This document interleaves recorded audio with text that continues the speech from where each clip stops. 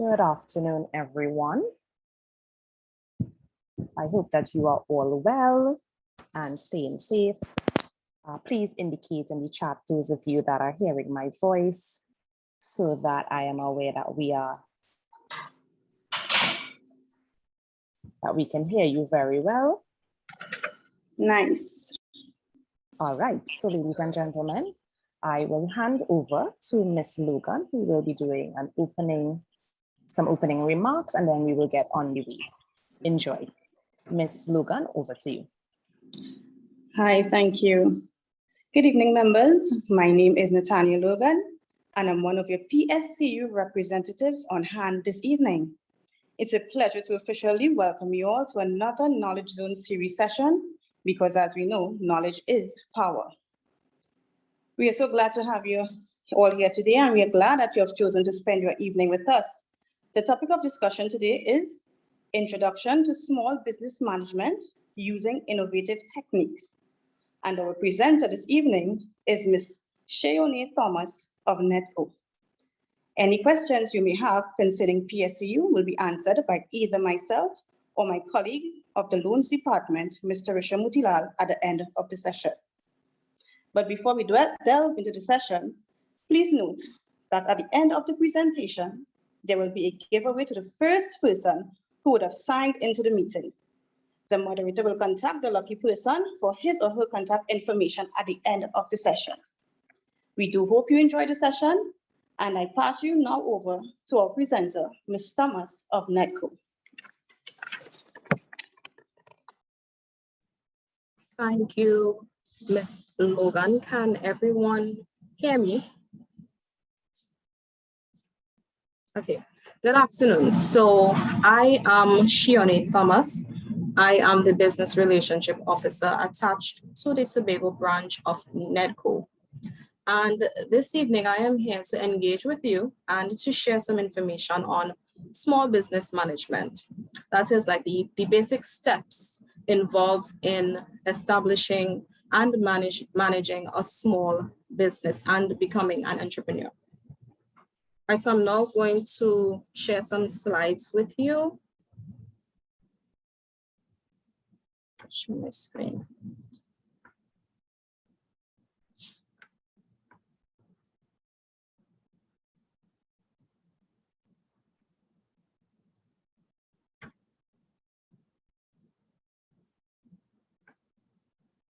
Sorry. All right. So what we are going to go through this afternoon is what or who is an entrepreneur, the characteristics of an entrepreneur, how to effectively plan a business, registering your business, innovative marketing strategies for micro and small enterprises, and financing and other resources that are available to entrepreneurs. So what or who is an entrepreneur? An entrepreneur is someone who has the ability and desire to establish and administer and succeed in a business venture. The entrepreneur saddles the risk of investing and is entitled to the returns or profits of their investment. Now, I want us to pay particular attention to two words here, desire being one. And desire here speaks to passion. There must be that desire and passion to be successful at whatever business venture you have decided to undertake.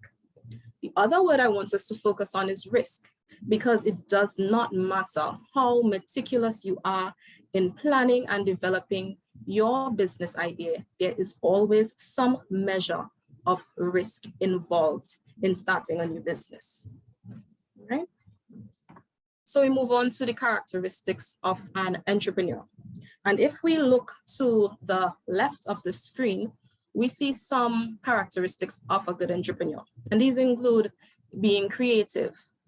We already spoke about being passionate, being able to take risks, being able to make decisions, and to make decisions quickly. You must be motivated. Sometimes you even have to motivate yourself.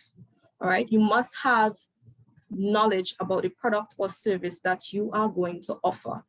You must be able to network, to meet new people, to speak with new people. You must be confident when speaking to these people. You must be optimistic, have vision, have a goal mindset, be persuasive, tenacity, good money management, and adaptability. Now we can all see adaptability coming into play in what we are experiencing today with the pandemic. Some businesses had to quickly migrate to online, right? So they had to be able to adapt to the business environment. And all of these characteristics make a good entrepreneur, all right? And the entrepreneur is at the core of the business. And a good entrepreneur is able to contribute greatly to every single aspect of the business, right? So we spoke about motivation and passion, and this directly translates into marketing and even sales. We spoke about good money management, and this translates directly into finance. Ability to network, human resource management, all these things feed into every aspect of the business. Now, what are the key elements that are needed to start a business? You must have a business idea, and a good business idea at that.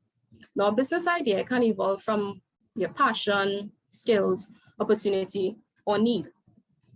So let's say you have a passion for fixing cars, right? You could well fix cars, or you have a passion for fast cars and you are used to fixing your friends and family's cars. A business can be derived from this idea, from this passion, sorry, right? If you have a particular skill, for instance, you're really good at woodworking or you're a really good carpenter, a business idea can evolve from your skill as well as opportunity. Let's say, for instance, you are working in a company that is about to close because they just can't deal with the pandemic. But in your mind, you know you have ideas that can contribute to the survival of the business. So you could make this business work, but the business is going to close. It is an opportunity for you to acquire the business and run it using your innovative ideas. All right, or let's just say you're in a community and you see a need for a certain product or service. It is also an opportunity. And most of all, need can drive us to be so creative in our business ideas or in establishing a business, because we need to eat, we need to feed our children, we need to put food on the table and have a roof over our heads. So these things can produce really good business ideas. Another thing you need is a ready market, because what is the point in having a business idea, a really good business idea, but not a market or not someone who is willing to purchase from you or use your service, right? And your business idea and market must be feasible. So I wouldn't establish, or you wouldn't establish, a skiing business in Trinidad, because one, we don't have the market for it really, and two, we don't really have snow-capped mountains and things like that, unless I don't know about it. All right, so it must be feasible.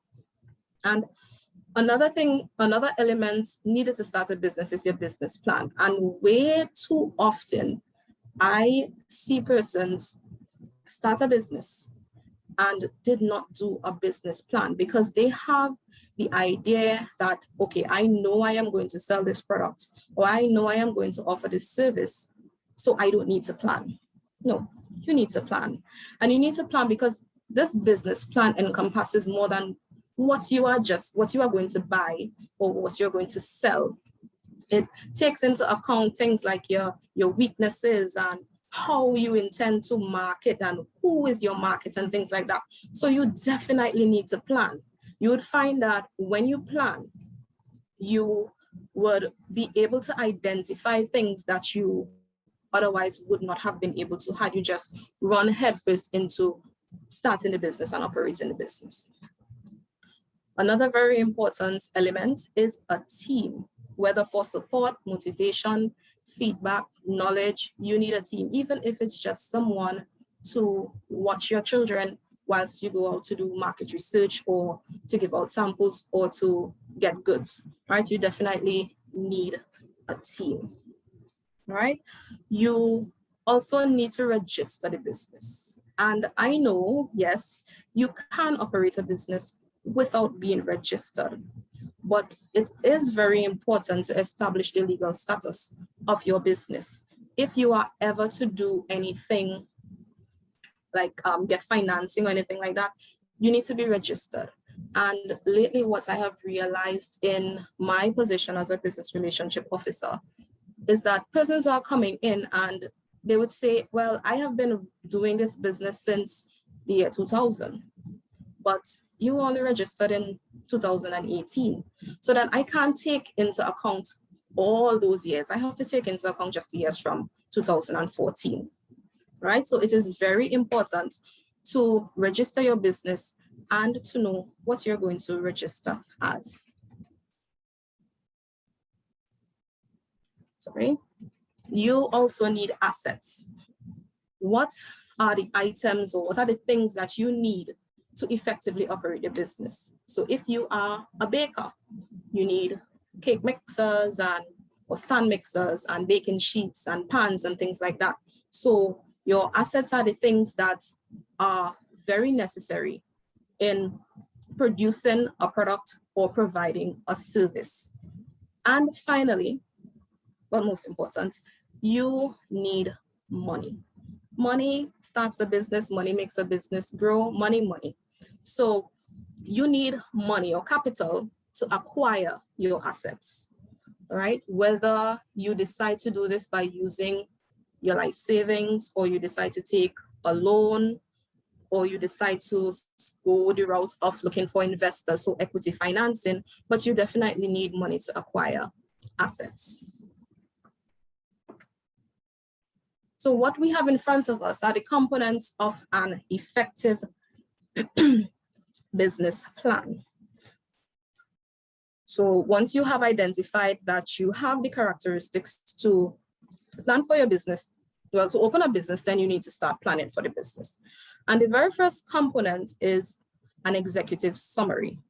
The executive summary is pretty much an overview or snapshot of the business. So it would be like, what is your business plan in terms of what you intend to sell, or what service you intend to provide, things like that, but it gets straight to the point. So it's like selling me your business idea on a drive, let's say around the savannah. It must be concise and to the point. Then we move on to the description of the business. We're kind of skipping. So the description of the business is pretty much self-explanatory, but here you describe what you're selling, manufacturing, or what you intend to offer to customers more in depth, right? So it would have your manufacturing or acquisition process, how you intend to handle inventory, whether you'll be based strictly online or if you would have a brick and mortar space and things like that. So it's pretty much all the details about your business and how it will operate and things like that. Something that is very important is market research. You must be able to identify your target market and the strategies that you will use to penetrate the market, right? So you need to know whether you will be giving out samples and hope the target market likes it enough to purchase again, or whether you will be doing surveys or things like that. You also need, and this is very important, to evaluate your competition and their products and services to see how it compares to yours in terms of price, quality, packaging, appearance, things like that. So you must know how your product or how your service stacks up against a similar business. We would then move on. Another component of an effective business plan is a SWOT analysis. And the SWOT simply means strengths, weaknesses, opportunities, and threats. So your strengths, as it says, are those things that give your business a competitive or comparative advantage over another business. So for instance, let's say you have a welding business and you're the only business in the region that's doing underwater welding. No, just those things that give you an extra edge, an extra oomph. All right, those are your strengths, and those are the things that you should capitalize on. And going in hand with that, we have our weaknesses. So your weaknesses are the things that can prove harmful to your business. So let's say, and I have an example for everything. So let's say you have an outdoor recreation business where you do zip lines and ATV rides and things like that. We live in a very tropical climate. So the rain, of course, poses a somewhat of a threat. It's a weakness because rain can fall at any time. And as long as you identify your weakness, you can then identify ways that you could either minimize the risk or get around these weaknesses. So for instance, you might decide to, in addition to having this outdoor space, you can have an indoor bowling alley or a rink where they could drive the ATVs inside, all right? Then you have opportunities. Your opportunities are those things that you can capitalize on to push your business or to establish the business. So for instance, one industry that I know would have had really, really good opportunities are those involved in web design and things like that. Because over the last year, we have seen so many businesses migrate to online and to doing delivery. So we had a lot of people designing websites and things like that. So that particular industry would have seen a significant increase in demand over the last year. And finally, we have threats. The T stands for threats. So the threats are those external forces that can impact your business internally or can impact your operations. So for instance, we all know of COVID, and we know the effect that COVID had on our business environment over the past year. We saw a lot of businesses closing. And so now it is expected that if you are going to do a business plan, you would include global pandemics or viruses and things like that as a threat, because it can cause your business to slow down or even halt. And what identifying your threats will do is it enables you to then put contingency plans in place so that you can either mitigate the risk or find ways around these threats. Now, of course, you would not be able to think of all the threats that would impact your business, but it is always good to think of some and have contingency plans in place for them. Most of the times you would find that you can use one contingency plan for several threats, right? So it's just very important to have it. And finally, you need a financial plan. How are you going to finance this business? Yes, I know the first step is to pray, but after we pray, we need to figure out where are we going to get the money from to buy this stand mixer or to buy this hose for this car wash or to buy this pressure washer. We need to figure out how we are going to do it. Whether you're going to take a loan from your credit union, personal loan then, or you are going to ask persons to invest, right? So you definitely need a financial plan.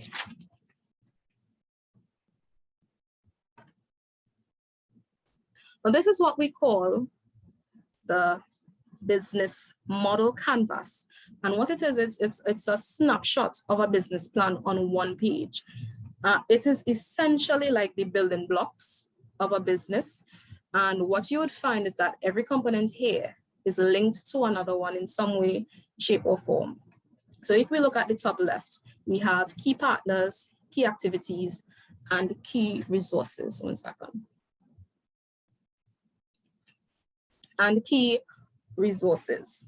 And these are what we call the infrastructure or the very foundation of the business. Your key partners are the people that make business possible. So whether it be your skilled employees or yourself, of course, or even complementary businesses. Complementary businesses are those businesses who would provide something that feeds into your business. So if I am making skincare products, a complementary business would be like someone who sells or produces jars for me to put it into, right? So those are your key partners.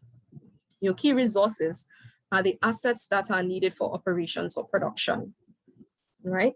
And the key activities are those things that you need to do to create or acquire the product or produce the service.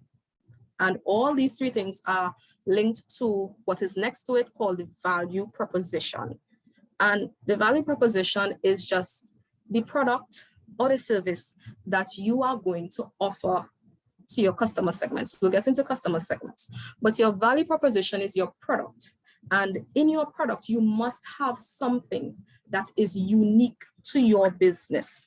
You must find what gives your product an edge over someone else's product, all right? So whether it be the quality of your product, the packaging, something that customers will value must be found in your value propositions, all right? And we'll move straight into customer segments because we're going to link it back. So your customer segment is your target market. It is the specific people that you plan to offer your value propositions to. So if you have a business that is manufacturing educational toys for small children, your customer segment will be children to some extent, but parents with small children would be your main target market. How you get the physical product to your customer segment is what we call the channels, right? So are you going to have a distributor? Are you going to do retail? That is the channel that feeds your value propositions into your customer segment, sorry. And your customer relationship is pretty much how you do it, right? How you get the product to the customers. And I don't mean in terms of if you're going to set up a store. I mean in terms of how you are going to engage the customer, what kind of relationship you plan to have. You can have a personal assistance relationship where the customer walks into your store, calls your hotline and asks for assistance, and any employee can help them, right? A sales rep, some employee helps them. And then we have dedicated assistance where you find one specific employee, one specific person is assigned to a customer. And we mostly find this in banks. So you'd have or the financial institutions, I should say. So you have your own personal loan officer, all right? And you would call that person for anything that you might need within the organization. Now we move on to cost structure. And the cost structure is simply for whether you want to focus on like producing at a low cost or whether you want to focus on your value. So it is the decision to maybe produce whatever product you are planning to offer to your customer segments at a very low cost. So you look for the cheapest inputs so that you can sell at a lower cost, or whether you decide to put cost on the back burner and provide something that is of higher value and better quality then. And of course, your revenue streams are, that's what it says, it's those things that you do to make the money. So it's how you intend to make the money. Chances are it's selling or producing or providing the service, or you could be renting or leasing. Your revenue stream is whatever you do to bring that cash in. So now that you would have put your plans in place, and I spoke about the importance of registering your business, you may want to know where do you go to register your business and what should you register your business as? No, I am not going to tell you what to register as, but I am going to tell you about the differences between the types of registration. So you can register at the Ministry of Attorney General and Legal Affairs. They have several sub-offices. It's the Registrar's Department. It's the same place you go to register births and to get your birth certificate and register debts, get a debt certificate, things like that. Right? They do have an appointment system going on right now. So you must make an appointment to go in, and you can make that appointment at the website that is listed. So what do you register as? You can choose to register as a sole proprietorship or sole trader. This is the most popular, the most common type of business registration that I see on a day-to-day basis. And this is where one person, usually the owner, has complete responsibility and control over the entire business. So they take on all the risk, all the responsibility, and of course, all the profits, right? We also have partnerships. So some persons would choose to jointly own a business, let's say, for reasons such as they have the money to fund the business, but someone else has the skill. You can decide to form a partnership, and a partnership is between two or more. So it's not just two, it's between two or more parties, and they share the responsibility and the risk equally, or as they decide to split it up. You have cooperatives, which are like your credit union, so like PSCU, where the members benefit from the business in terms of like, so when you put money into your credit union, what you're actually doing is purchasing ownership then. So you are part owner of the credit union, and it is there to benefit you. So you purchase shares so that someday you might be able to go in and you get a loan, which is the reason your loan officer might say you can take a share loan. You could take a loan against your shares. You're taking a loan against your ownership. All right. And then there are corporations. A corporation is pretty much a whole separate entity. The corporation identifies as itself. Whereas sometimes you would hear in a sole proprietorship, you can quickly link the owner to the business. A corporation is its whole entity. It pays its own taxes, taxes on its profits and things like that. So you can also decide to register as a corporation.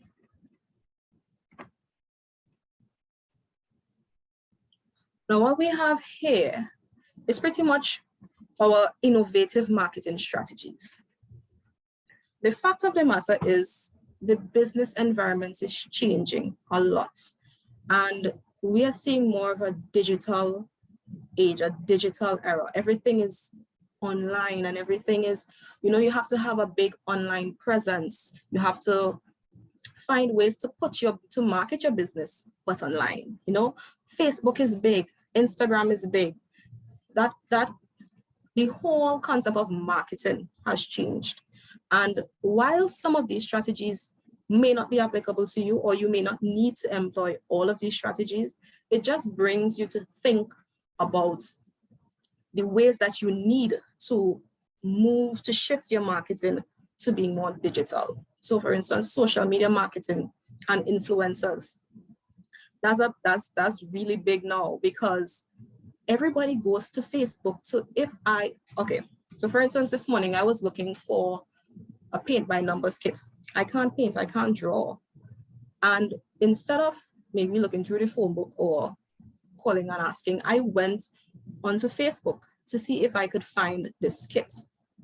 All right, so I searched for businesses on Facebook to find it.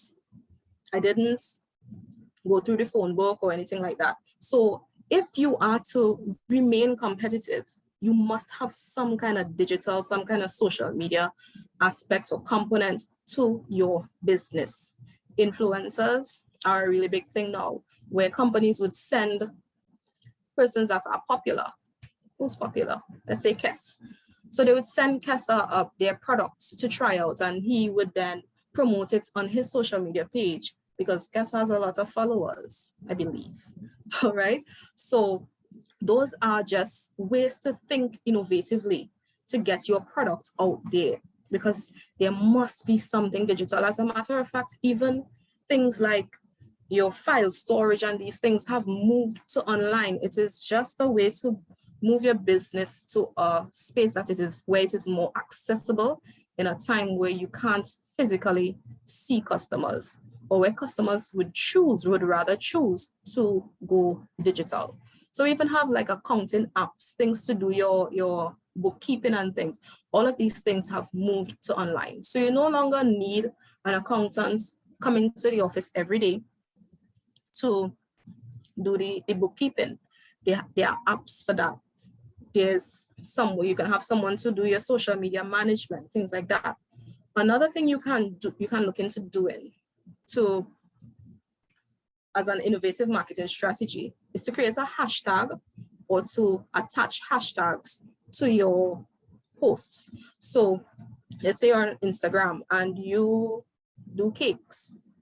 You could hashtag Trinidad cake baker or Trinidad pastry chef. So if I go into Instagram, like this morning, I did not know I didn't type in a specific business name. I didn't know which businesses had the product I wanted. So I would just type in painting kits in Trinidad, or I would type in cakes in Trinidad. So once you do that, your business would then pop up. So it is always in the eyes of the customer. Creating a website is also very important, because whilst I was searching for the business, someone that would have paint kits this morning, I called only the businesses that had a website, right? So it helped to narrow down my search, because I saw online, oh, okay, this place looks like it might have it, you know? So having a website or in general, just having a very strong online presence can be very key to adapting and to having innovative marketing strategies.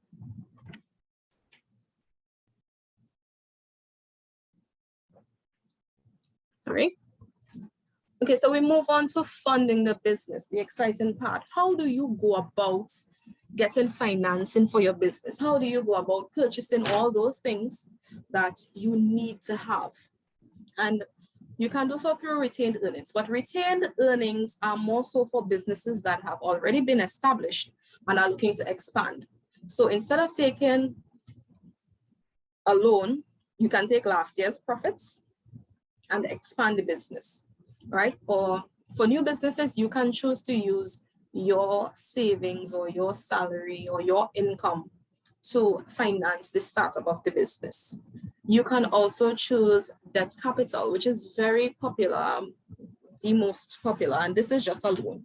You can decide to take a business loan from whichever financial institution you prefer, or you can use equity capital, and this is more for corporations. So well, this is for corporations where you have investors.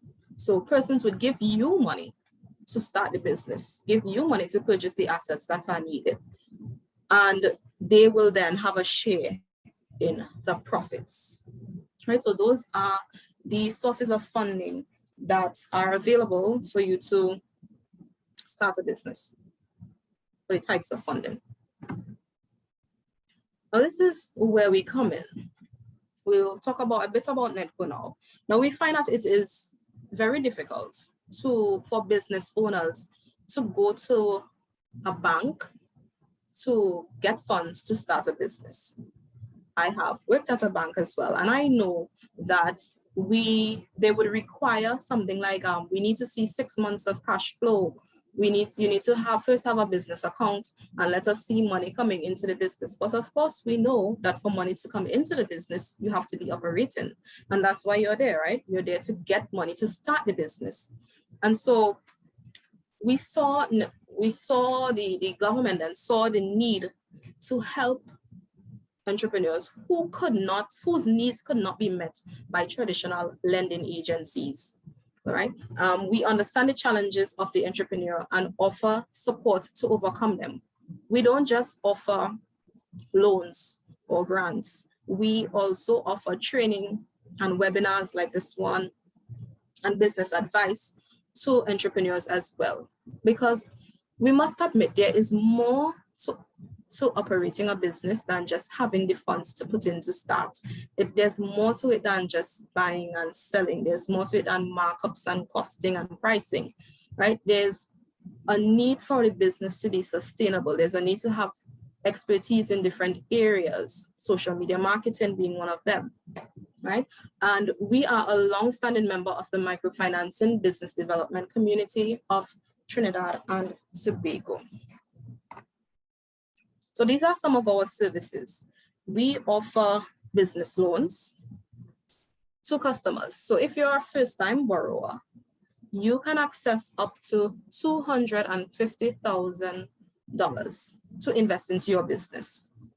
And if you are a repeat customer, you can access up to $500,000. Now we know that some businesses right now would prefer not to borrow because of the climate, the economic climate, and that's okay. But there are also some businesses who are actually thriving in this pandemic.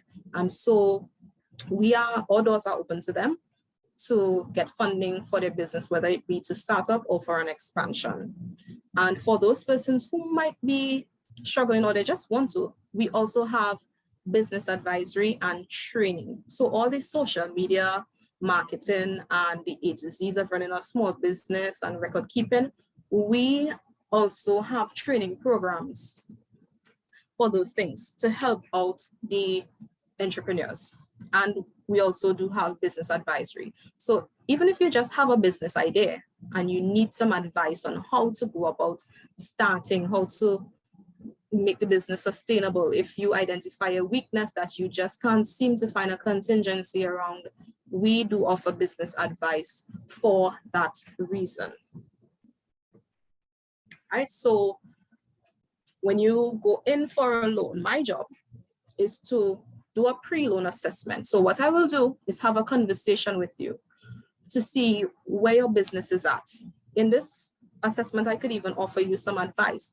All right, so to see where your business is at, what your plans are if you are new, see what your plans are, how you intend to provide a service or to produce this product, whether it is a retail, things like that. It's just a general conversation where you tell me everything about the business and I would determine whether you are ready for financing or if I should refer you to another department to get some business advice or some training. I can also decide that it is okay to give you the funds and have you do a training program whilst operating the business. So it's not that you have to do one or the other, right? And then after your loan would have been disbursed to you, what I would do then is come back into the picture and see where your business is at. So maybe 6 months to a year down the road, I will probably give you a call or show up at the business to say, how are things going? So it's not that we are going to give you the money and then just leave you high and dry. We tend to take a more holistic approach to it, where we offer advice even after, or assistance even after you would have already gotten the loan. So if I pop up at your business place and you say, well, things slow, I'm not sure my business out there well enough. So then I could say, well, okay, I would sign you up for a marketing course or things like that, right? So these are some of our basic loan requirements. At the end, where we have the question and answer, I would leave this slide up so you can take it down, but it's 2 forms of ID, 2 passport size photos, proof of address, the basics, the business registration, and your quotations. Your quotations are very important to us because we want to make sure that you are going to be investing into your business. So what we do is make the checks payable directly to your suppliers. So your quotations are very important. Your quotation determines how much you will be loaned. If you have bank statements, if you have a bank account, a personal account or otherwise, we would ask for statements for the last 3 months if you are able to. If your business is already operating, we would ask for historical financial statements. If it is a new venture, of course, you would not have this, so it would not be required. We would ask for your personal BIR number because you don't necessarily need to have a BIR number for a sole trader business. It's more for corporations. If you are going to be renting or you're going to lease your physical space, we'll ask for your lease agreement. If you are not going to be leasing, it is not mandatory. as well as proof of contracts. Again, it is not mandatory, but if you have it, it will be used. We do have some loan packages going on where you can access 15,000 or more to invest into your business. And we include an entrepreneurial development package within this investment boosting package thing. So if you decide to take a package, you will get not only the loan injection, but also you would have access to a training program, a business advice session, and a webinar. The training session is, of course, your choice. So you can choose whether you would like to be trained in social media, marketing for SMEs, or A to Z's of a small business, or record keeping and cash management, among many others. Right, so the entrepreneurial development package is just part of what I would have mentioned before, the holistic approach to the small business, where we offer mentorship and advice, as well as workshops/training. So there are several packages for you to choose from. The flyer that is on the right can be found on our Facebook page. So you can always go there, like the page, and follow. And the packages range from 300 to 1,200 and include a varying number of webinars, business advice, and training workshop. We also have what we call a business accelerator program. It is done in conjunction with tertiary institutions and vocational institutions, where their students can have access to our development programs for free. I spoke about the pre and post loan assessment that is done by your business relationship officer. And we also have an entrepreneurial relief grant going on right now for those businesses that were affected by the COVID pandemic in 2020. Right. So we're winding down, and it's just here to reiterate what NEDCO is here for. And we are not here just to give funding to businesses. We are about creating sustainable growth. There is no use in having a lot of businesses that may close in a year. It is better to build sustainable businesses that will grow year over year, that will be around for a long period of time. And we do this through not only the loan financing, but through training and business advice. So we are definitely here to hold your hand through the entire business process, from the budding business to the very mature business. Right? So we have 5 offices. In Trinidad, we have the South office, Central, East, and North. And we have the Tobago office, which is where I am at. You can also access any information by emailing training@nedco.gov.tt or calling our main office at 821-5800. Great, so thank you for your time and listening. Let me switch back to me. Yes, thank you for listening. You may now ask questions. Let me see if there are any questions. Thank you very much for that, Ms. Thomas. There are a couple of questions that have come in.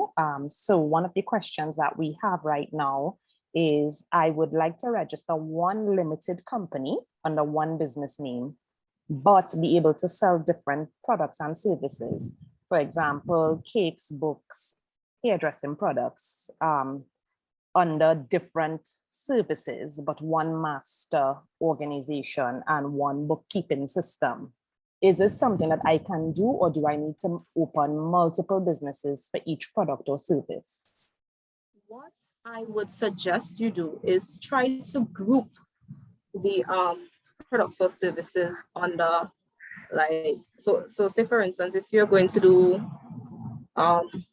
hairdressing products and you're actually going to be a hairdresser, things like that, or you could open a variety store and try to group the things, because something that I would have experienced is, since doing the entrepreneurial relief grant, that is, if you, it is going to look a bit weird for someone to come in and say they have a hardware, but they are doing hairdressing, right? So it is better to group them and maybe register 2 or 3 and group as you can, if you can.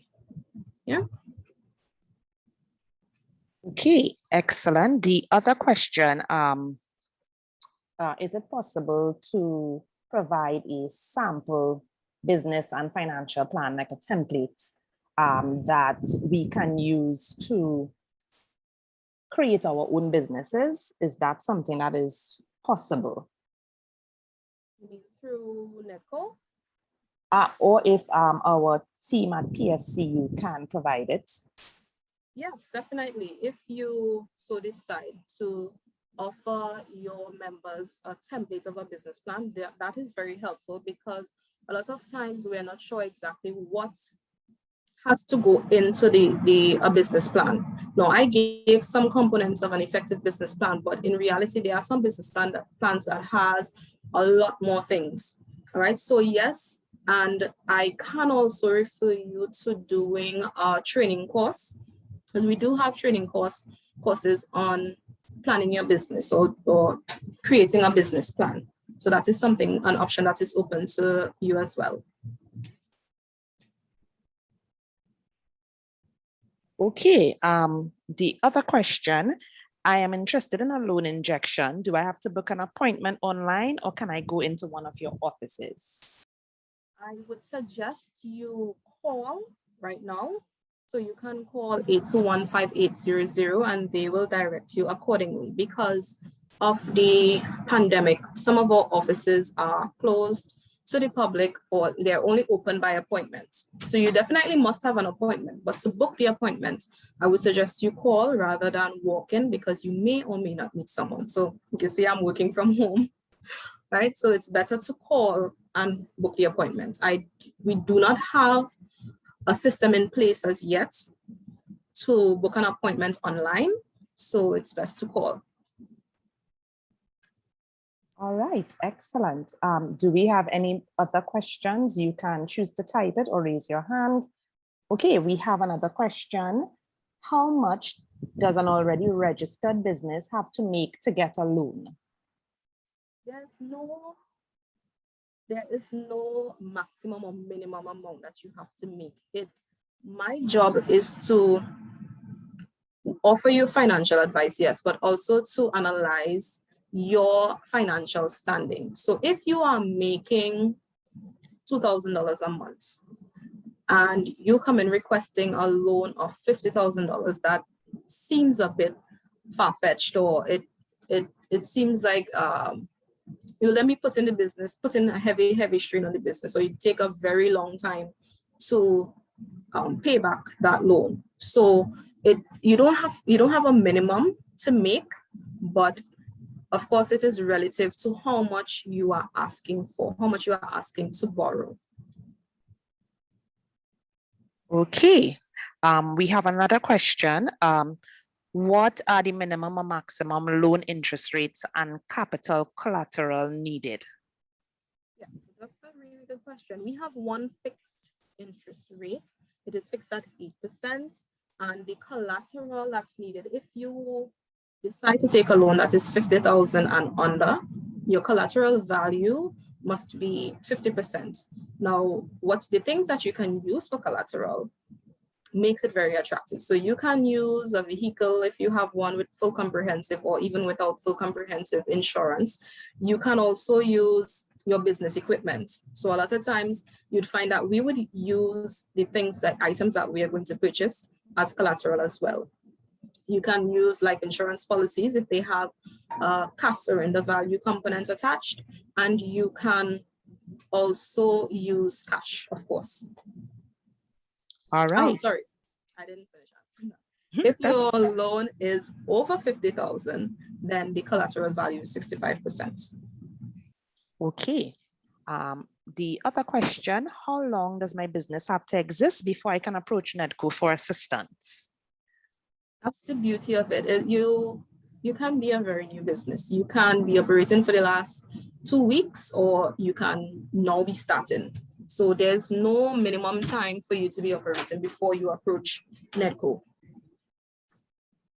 All right, excellent. Do we have any more questions? Does anybody else have any other that they would like to pose? Packages available will you recommend to restaurant owners who are affected by the pandemic? All right, so of course, to answer this question, it is also based on the business itself. So I would have to look at the business and see, okay, is this someone who can engage in takeaway in some kind of limited operations? Do they get a lot of catering requests, things like that? So I wouldn't outright offer you a loan package or tell you how much you should take. It is definitely based on your business, how much you were making before you were impacted, and whether you would be able to make what's your minimum payment you'd be able to make in the coming months, right? So what I would recommend is that you also look into the COVID relief grant, entrepreneurial relief grant. You can also look into that as well. As long as you were operating in the months of January, February, and March of 2020, you can access the grant. Excellent. We have another question. If I already took a loan for a previous venture, does that unqualify me for a loan with NEDCO? No, it definitely does not. As long as the first loan or the first facility has been paid off, you can definitely keep coming back for as many times as you need to. Excellent. Is there anybody else that would like to ask a question? Before we wind down, we have time for at least 2 more. If you would like to ask them.